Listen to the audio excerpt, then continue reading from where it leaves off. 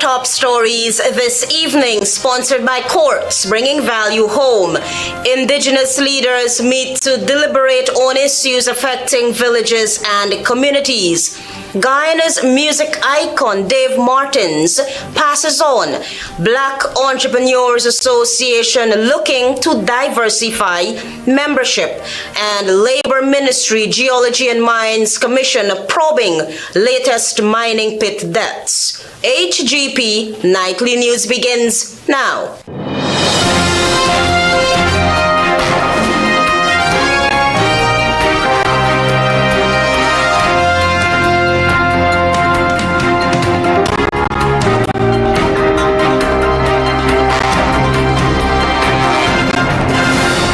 Good evening to our viewers here in Guyana and online. I'm Olitha Grant with the Monday 19th August 2024 edition of the HGP Nightly News. We will tell you at this hour that the annual 5-day National Toshaos Council Conference got underway earlier on Monday at the Otochang Conference Center.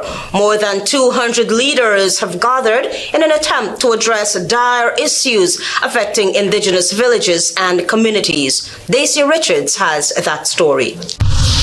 We have taken a decision to allocate 26.5% of the earning this year to you. That was President Irfan Ali on Monday during the feature address at this year's National Toshaos Conference, caucus pledging a percentage of the carbon credits to the indigenous communities. The president in his campaign-like speech highlighted that villages have already benefited from large investments made by the People's Progressive Party civic government. US 150 million was received from HES. And guess what? 15% of this was allocated to 242 indigenous villages, a total of $4.7 billion. $22.5 million US dollars. Adding that the investment was made possible by a deal that his government made with the HES Corporation as regarded the low carbon development strategy. We did not only bring back the LCDS, we updated and expanded the LCDS. Under the revised LCDS, the government was able to secure a landmark purchase agreement with HES. Through this agreement, HES will purchase $750 million US dollars of carbon credit between 2022 and 2032. President Ali highlighted that to date there are approximately 800 transformative projects in Amerindian communities, which has resulted in growth and development, expansion, building of eco-lodges, tourism facility, agriculture facility. All of this is ongoing. The Indigenous Leaders Caucus is being hosted at the Otochang Conference Center over the 5 days. For HGP Nightly News, I am Daisy Richards. The results for the Caribbean Secondary Education Certificate CSEC and the Caribbean Advanced Proficiency Examinations CAPE will be released on Tuesday, August 20 at Queen's College in 2023. There was a slight decline in the overall pass rate for CAPE, which was 90.85% compared to 93.22% in 2022. More than 700 candidates from 12 secondary schools and 4 private centers wrote CAPE across the country, an increase from 671 in 2022. Meanwhile, 12,118 students wrote CSEC in 2023, which was a significant increase from 10,368 in 2022. Last year, Alex Muntaz from Guyana Regina Secondary School was the highest performer in the CAPE examinations. Naresh Jagnandan and Joshua Gublab, both from Queen's College, secured the title of top performers within Guyana. The Alliance for Change, AFC, is accusing the Guyana Elections Commission of burying its head in the sand when it comes to improving Guyana's electoral systems. Antonio Day reports.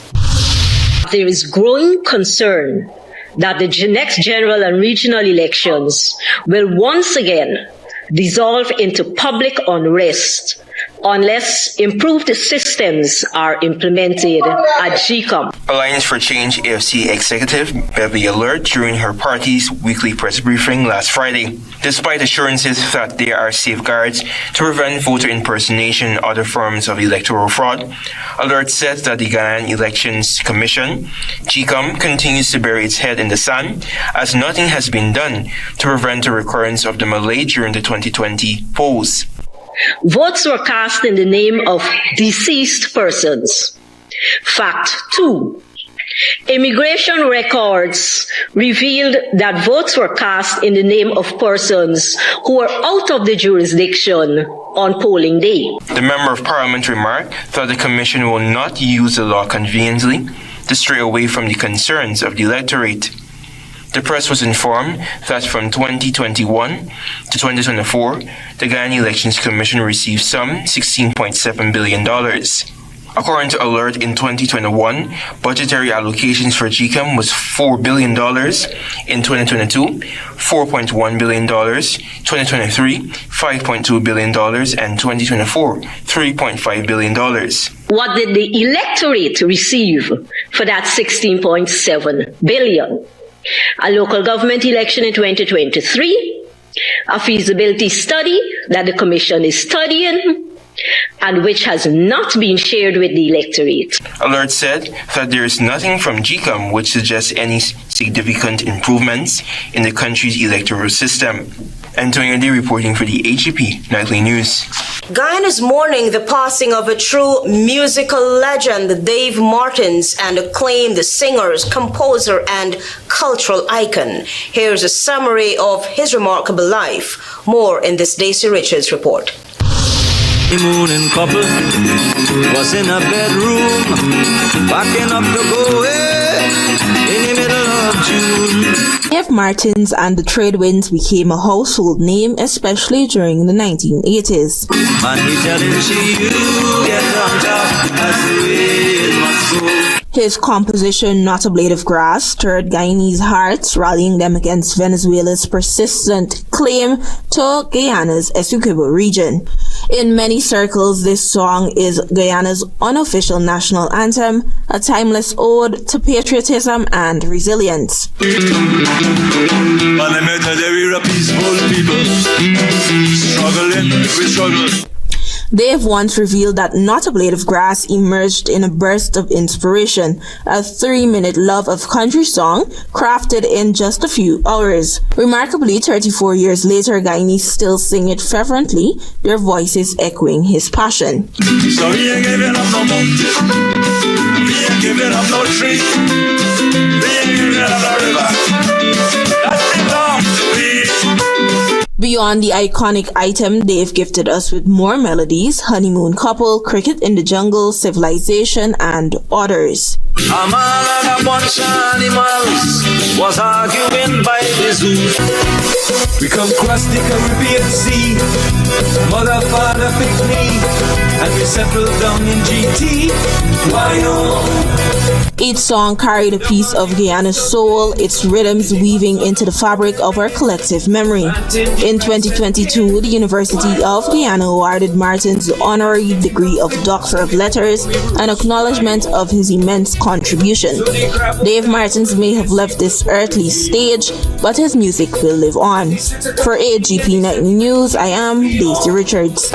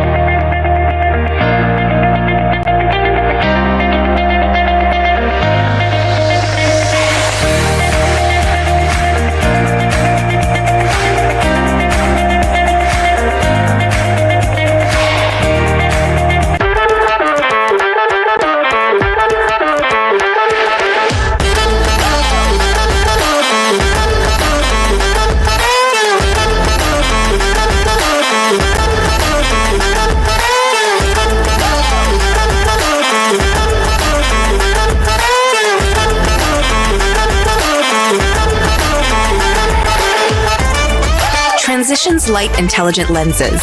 Pick your color. Choose your style. Available at Optique Vision Care. Welcome to SNL Electrical Inc., where lighting's and electrical needs are met with expertise and style. From the latest in electrical lamps to durable cables, circuit breakers, panels, we have it all. Illuminate your space with our elegant chandeliers, stunning crystal lights, and versatile pole lights. Looking to upgrade your comfort? Explore top-of-the-line AC units and our diverse selections of stylish styles. Visit us at 170-180 Thomas Street, Kitty, Georgetown. Discover solution that not only lights up your world but transforms it. Call us on telephone number 226-3018 or 223-1634. SNL Electrical Inc. Powering your life with elegance, quality, and care. Say goodbye to germs with a free Sterling Super Soap automatic dispenser. That's right, get free equipment and installation of our touch-free dispenser. The perfect amount of soap every time ensures clean and germ-free hands. Refilling is quick and easy with 4 amazing fragrances: coconut, sunflower sunrise, pink blossom, and citrus zest. Call us on 265-7403. Krishna Rock Establishment. No job is too small or too large. We specialize in all types of fabricating, machinery, excavator repairs, rice field pumps, and hydraulic hoses. Visit us at Lot 113, Block CC Monrepo, East Coast, Demerara, or call 220-9624, 616-9416, or 619-7880. At Krishna Rock Establishment, no job is too small or too large.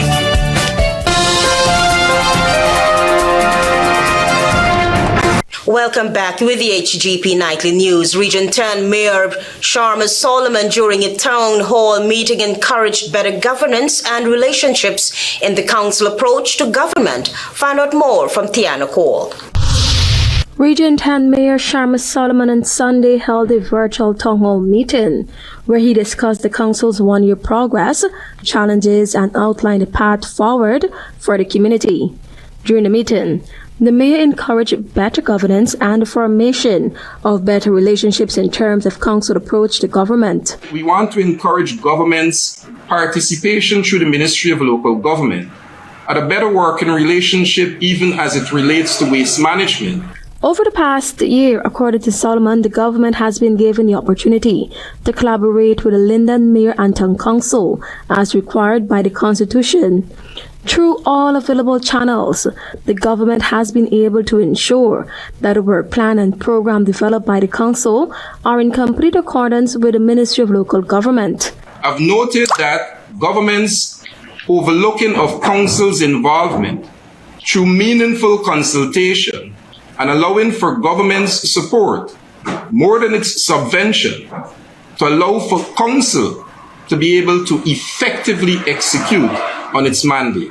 Solomon used the Region 10 Council as an example, pointing out that it is the only council without a SIP program, guaranteeing that the council is in charge of managing and overseeing the cleanup efforts in the neighborhoods and along parapets. Council also recognized that its relationship with the government extends beyond just what we can have, but how we can share ideas.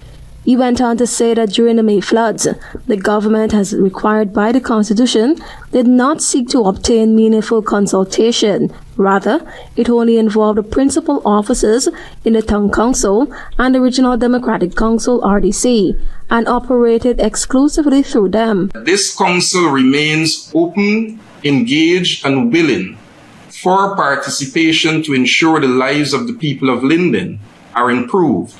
Tiana Ko reporting for the HGP Nightly News. Meanwhile, for a number of years, the Linden Mayor and the Town Council have been operating in a deficit. Here is more. During a virtual town hall meeting, Region 10 Chairman Sharma Solomon reminded that the council obtains resources from rate collection and service providers. He, however, pointed out that with a budget exceeding $280 million, the council has been exceeding its expenditures at the end of the year for the past few years. This council attracts resources from rate collection and service providers. It is in that area that we have so far recognized as a budget of over $280 million that this council for the past several years have always been in the deficit, which means we are over that in our expenditure at the end of the year. The council, according to Solomon, aims to increase the amount of revenue collected and revenues from various sources, including waste management, economic zones and their growth, and basic services. The revenue base of the town in priority becomes our toll booth, where in 2017, the toll booth made almost $100 million, $98 million. In 2023, the toll booth is reported to make almost $38 million, a reduction of over $60 million. The mayor claimed that they would have requested the installation of cameras surrounding the toll booth, which he thinks would serve as a deterrent to those who have malicious intent, but that request was denied. It is not to watch the booth, but to watch the activities of the movement of the trucks and those vehicles that should be contributing to the use of the road and the use of the town. In this regard, he continued that the council believes it is critical to witness the increase in toll booths revenue, since it will allow the council to expand its capacity to offer additional services. The council engagement with the bridge as members of the bridge committee is one where we hope to see a better relationship and to ensure that what is gained from the bridge is not only allowed for the expansion of what works to be done in the council, but also to ensure that the management and maintenance of the bridge is in the interest of the traveling public. Tianoko reporting for the HGP Nightly News. The Guyana Police Forces Academy on Monday launched Cohort 3 of the Junior Leaders Training Program at the Officers Training Center, Ivleri. This final phase of training will include Junior Leaders Course 1 and Junior Leaders Course 2, running for 6 weeks until September 27, 2024. The courses are specifically designed for constables, lance corporals, and corporals, aiming to build a strong foundation for the next generation of police leadership in response to the evolving demands of contemporary policing. The core objectives of these training courses is to provide developmental opportunities that enhance participants' knowledge and equip them with essential skills to enrich the Guyana Police Force's human resource capacity. It is part of the force's ongoing efforts to build internal capacity and prepare officers for the challenges and responsibilities that come with advancing to higher ranks. Antonio Day now tells us that due to the influx of international investors in Guyana, the Black Entrepreneurs Association is looking to diverse its membership. The importance of diversifying Guyana's economy, making it less dependent on oil and gas, the Black Entrepreneurs Association, BEA, is looking to take under its wing several diverse enterprises. This is according to Chairman Rowan Willibus. We need to do some sort of diversification ourselves. So as it is right now, we are primarily focused around Region 4. Over the next few years, I expect us to expand and touch on entrepreneurs in Region 1, Region 9, 6, 7, 5. The BEA currently has 250 partners in the business consortium, which is constantly increasing, Willibus informed this newscast. The organization, which was formed in 2020, is geared at empowering entrepreneurs of African descent and fostering economic growth among those in the business community. Asked what the BEA has done for micro and medium-sized Black businesses, Willibus gave these reports. Remember, we came out of that COVID period. So some of the work done during that time was with virtual training sessions, even in-person ones. In terms of the financial members, the main backers of the organization, there about 50-something and growing. The chairperson noted that local and women-led energy company Cispro Inc. is among the BA's partners. Willibus acknowledged that access to financing are among major issues affecting micro and medium-sized businesses. He said recently the organization met with the state to discuss these woes and so far has received a positive feedback. The government has been supportive of, whatever issues we brought to them. They have responded. Antonio D reporting for the HGP Nightly News. The Ministry of Labour and investigators from the Guyana Geology and Mines Commission have launched an investigation into the recent mining pit collapse in St. Elizabeth Back Dam Region 8. Last Friday's incident claimed the lives of 2 miners who have since been identified as Imran Blake, a 19-year-old miner of Kurukuru Village, Soesdijk, Linden Highway, and Sherwayne Joseph, a 26-year-old miner whose address was unknown. Inquiries revealed that both Blake and Joseph were working with one John Burrows, a 38-year-old dredge owner of 111 Mile Madia, on his 8-inch land dredge mining operation at the Elizabeth Back Dam. Blake, Joseph, and 7 other workers were on the night shift.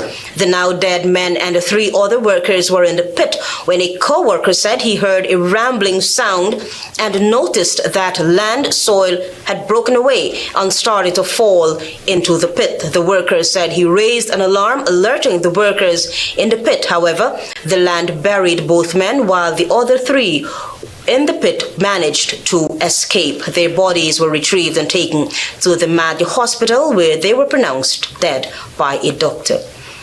We will be back with more news after this break.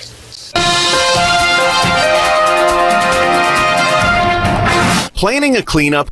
We can help. Sevon's Waste Management skip bins can be provided for home renovation projects, yard cleanup, or construction project. It's simple. Step 1, give us a call. Step 2, we put down the bin. Simple. Bins are also available in various sizes, so there is no job that is too big or too small. Call Sevon's Waste Management today at 218-1455. Smart Minds Educational Institute, offering preschool, nursery, and primary levels. Finally, a school that is every parent's dream. Located at 69 Crow Street, offering academic excellence, trained qualified teachers, small class sizes, personalized care, and one-to-one attention for your little ones. So if your child is for preschool, nursery, or primary level, come to Smart Mind, located at 69 Street, or call 231-4885 or 600-9229 to enroll now.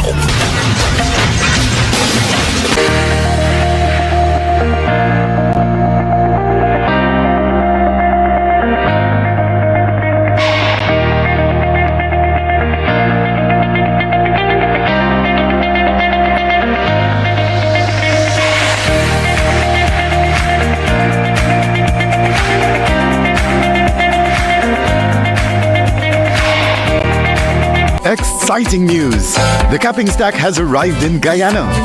In the unlikely event of an oil spill, this vital equipment is placed over a blown-out well to stop or redirect the flow of hydrocarbons, ensuring a rapid and effective response. With the capping stack now in hand, Guyana stands out as one of just 2 oil-producing nations in the region with such a crucial safety measure readily available. This marks another significant step towards ensuring that Guyana produces oil and gas safely and sustainably. Whatever your dream is, Republic Bank can help you make it happen.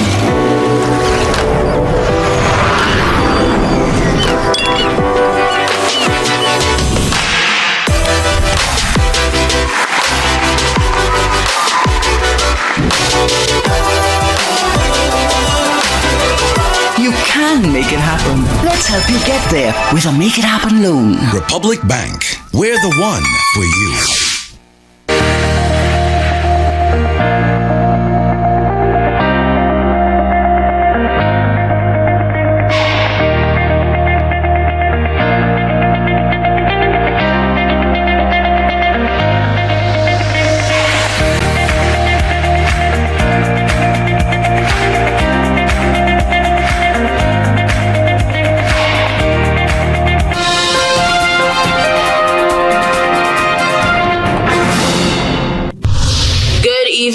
I'm Daisy Richards and welcome to Monday's edition of the Regional News. We begin with news from Brazil. Brazil's federal police formally accused the country's former justice minister, who served under ex-president Jair Bolsonaro, of acting to block voters in an opposition stronghold from reaching polling stations in the 2022 presidential election. The former minister Anderson Torres was accused of political violence alongside the ex-chief of Brazil's Federal Highway Police, Silvani Vasquez, and 4 other people.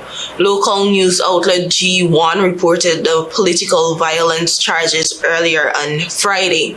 President Luiz Inácio Lula da Silva won the 2022 election in a tight runoff against far-right incumbent Bolsonaro.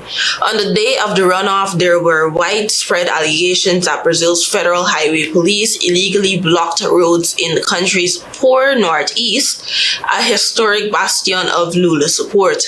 The allegations sparked fears of potential voter suppression that could benefit Bolsonaro.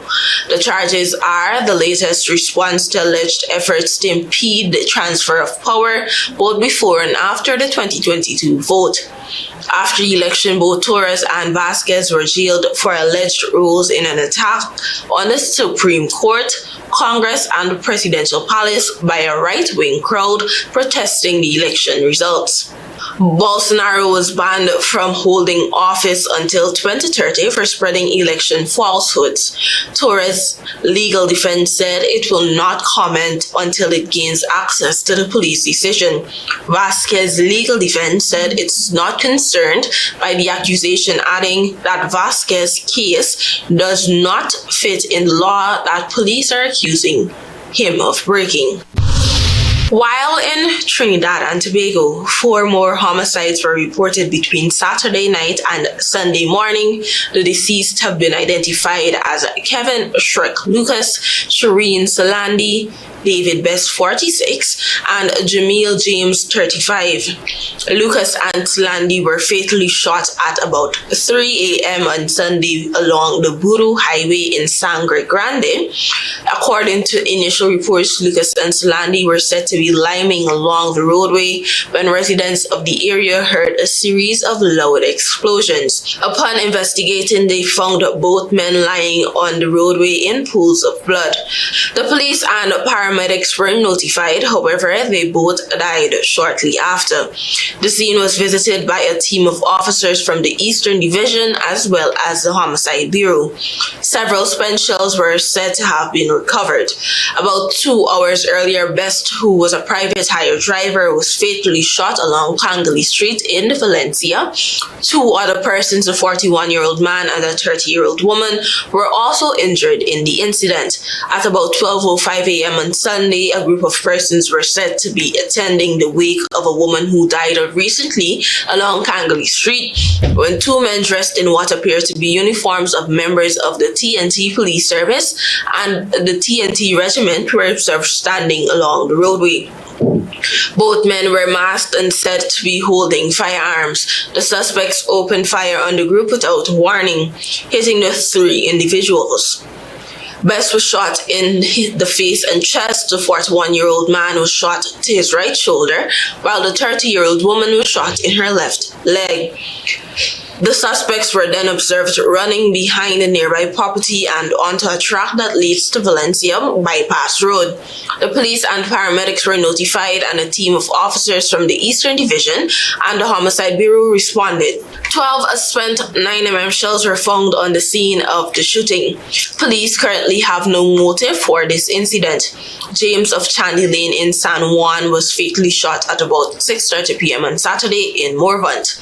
Police were told that residents of Westmore Road in 2nd Caledonia heard gunshots, and upon investigating, they observed a Hyundai Tucson parked nearby.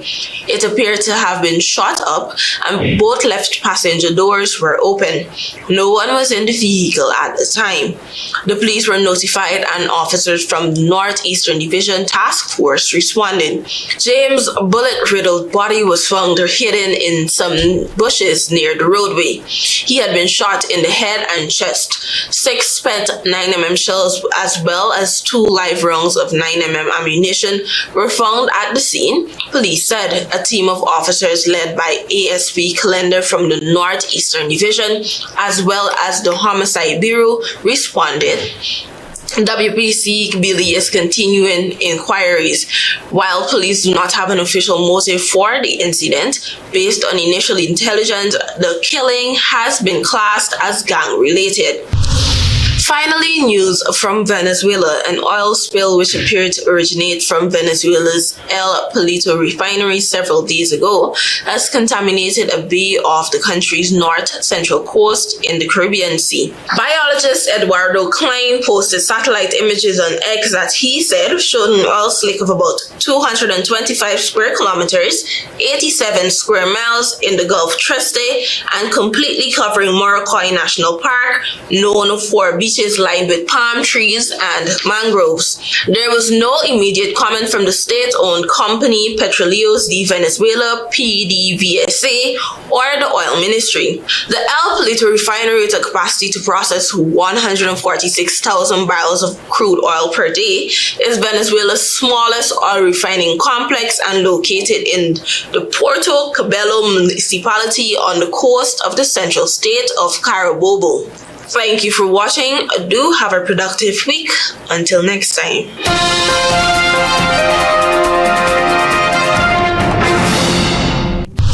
Indigenous leaders meet to deliberate on issues affecting villages and communities. Guyana's music icon Dave Martins passes on. Black Entrepreneurs Association looking to diversify membership. And Labor Ministry Geology and Mines Commission probing latest mining pit debts. Those are all major headlines. For these stories and more, please go to our website. It's www.hgptv.com.